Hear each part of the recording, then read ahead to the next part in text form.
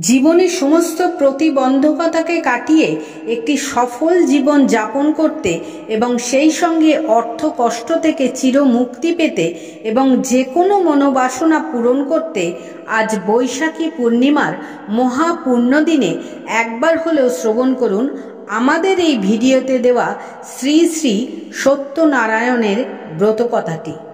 তাহলে বন্ধুরা, এবার আমরা পাঠ করতে চলেছি শ্রী শ্রী সত্যনারায়ণের ব্রতকথা।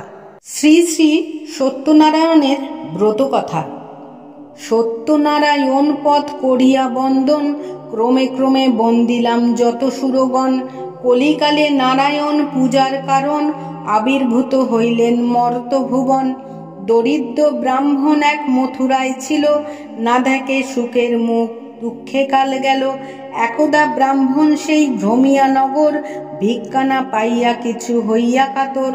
তরুতলে বসিলেন বিষণ্ণ বদনে, রোদন করেন কত দুঃখ ভাবি মনে। দয়ালু হইয়া চিত্তে সত্যনারায়ণ, ফকিরের রূপ ধরিয়ে দিল দর্শন। বিপ্রেরে বলেন শুনো দ্বিজ মহাশয়, কি হেতু রোদন করো বসিয়া ধরায়। বিপ্র কহে কি হইবে বলিলে তোমায়, ফকির কহেন বিপ্র কিবা ক্ষতি তাই। দ্বিজ কহে নিত্য নিত্য ভিক্ষা মাগি খাই, আজ নাই ভিক্ষা মেলে দুঃখে চিন্তা তাই। ফকির কহেন বিপ্র যাও নিজপুর, আমারে ওরচিলে হবে সব কষ্ট দূর। বিপ্র কহে নিত্য পূজি শিলা নারায়ণ, তাহা বিনা করিব কি মেচ্ছ আচরণ। ফকির বলে হাসি শুনো বিপ্রবর, বেদ বা কোরআন কিছু নহে মতান্তর। যেই রাম সেই রহিম নাম একই হয়, ত্রিলোকে নাহিক দুই কহিনু নিশ্চয়। কহিতে কহিতে কথা অখিলের নাথ, শঙ্খ চক্র গদা পদ্মে শোভে চারি হাত। দেখিয়া ব্রাহ্মণ তবে পড়িলা ধরণী, কত মতে স্তুতি করে গদ গদ বাণী। দেখিতে দেখিতে পুনঃ হয়েন ফকির, তাহা দেখি ব্রাহ্মণের হয় চক্ষু স্থির। ব্রাহ্মণ বলেন প্রভু অর্চিব তোমায়, পূজার প্রণালী কহ ধরি তব পায়। ফকির বলেন শুনো ওহে বিপ্রবর, যে মতে করিবে পূজা কহি অতঃপর। গধূম সবাসে করিবে গুঁড়া, সুপারি সওয়া গণ্ডা পান রম্ভা ছড়া।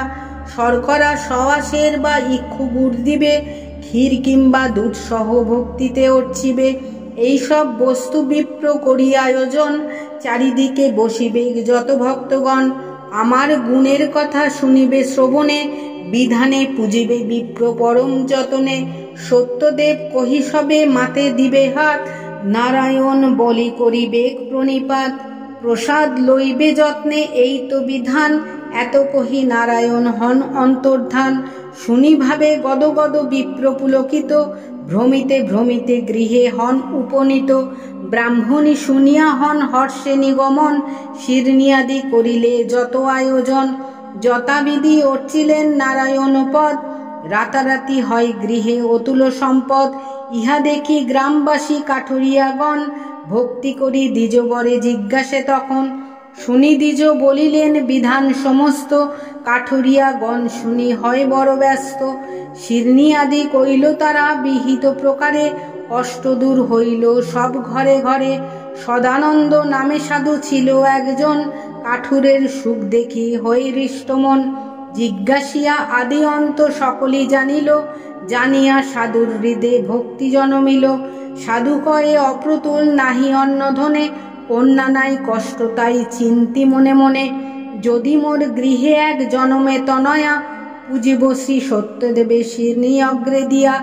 এত কহি গেল চলি সাধু অঙ্গী করি, কালেতে জন্মে কন্যা পরমা সুন্দরী। শিরনি দেওয়ার কথা সাধু যে ভুলিল, সুপাত্র দেখিয়া সাধু কন্যা বিভা দিল। কতকালে সাজাইয়া সাতখানি তরি, জামাতা লইয়া সাধু যায় তরা করি। দক্ষিণ পাটনে ছিল রাজা কলানিধি, সেই দেশে সদাগরে নামাইল বিধি। নৃপে সন্তোষিয়া থাকে তরণী চাপিয়া, বিপত্তি ঘটিলে হেরি শিরনি না দিয়া। রাজার ভাণ্ডারে যত ধনা দিয়াছিল, নিশি মধ্যে সাধুর নৌকোই পূর্ণ হইল। চর মুখে শুনি রাজা ধরিয়া লইল, জামাতা শ্বশুরে লয়ে কারাই পুরিল। রাজ্য দেশে কোটাল মশানে লয়ে যায়, পাত্র অনুরোধে তারা দোহে প্রাণ পায়। কারাগারে বন্দি তারা থাকে দুইজন, কি কহি দুঃখের কথা না হয় বর্ণন। এখানে সাধুর ভার্যা আর তার সুতা, পতির বিলম্ব দেখি চিত্তে দুঃখ জুতা। সর্বস্ব হইল নষ্ট পড়িল দুঃখেতে, দাসিত্ব করিও রহে পরের ঘরেতে। একদিন সাধু সুতা বেড়াইতে গিয়া, আনন্দিতা বিপ্র ঘরে শিরোনি দেখিয়া, বিশেষ জানিয়া তথ্য করিল কামনা, পিতাপতি উভে গৃহে আসে এ কামনা। তারপর গেল ঘরে সাধুর তনয়া, সত্যনারায়ণের তারে জনমিল দয়া। শ্বশুর জামাতা যথা বন্দি কারাগারে, স্বপ্নে কন নারায়ণ সেই নরবরে। শুনো শুনো ওহে রাজা আমার বচন, কলিকালে পূজ্য আমি সত্যনারায়ণ। সদাগর আর তার স্নেহের জামাই, বিনা দোষে বন্দি আছে দোষ কিছু নাই। রজনী প্রভাত হইলে দুই সদাগরে, 10 গুণ ধন দিয়া তুষিবে সাদরে। বলিতে বলিতে হইল মোহন মূরতি, স্বপ্ন হেরি চমকিয়া উঠে নরপতি। প্রাতঃকালে উঠি রাজা সবার গোচর, আনাইল কারা হতে দুই সদাগর। বসন ভূষণ আর বহু ধন দিল, সাধুরে সন্তুষ্ট করি বিদায় করিল। 10 গুণ ধন লোভী নাই দিল ভরা, দেশেতে যাইতে করিলেন তরা। পুলকিত সর্বজন হর্ষ কোলাহল, নাহি জানি সত্যদেব করিলা মঙ্গল।